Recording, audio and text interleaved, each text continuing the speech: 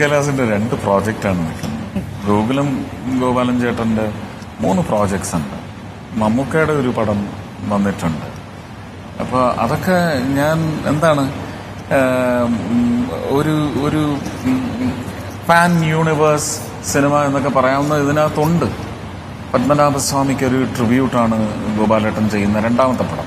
ഒറ്റക്കൊമ്പനുണ്ട്, LK ഉണ്ട്. അപ്പം ഞാൻ പറയുന്നത് ഇതെല്ലാം എനിക്ക് എനിക്ക് സ്ക്രീനിൽ കാണണം.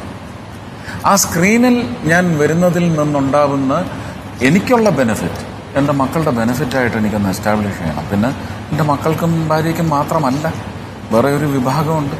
അവർക്ക് അതിൻ്റെ ഒരു 5-10% എനിക്ക് കൊടുക്കണമെങ്കിൽ ആ വരുമാനം വേണ്ടേ?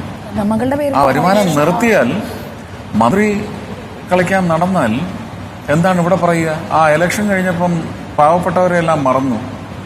അങ്ങനെ എനിക്ക് ചെയ്യേണ്ടി വരും.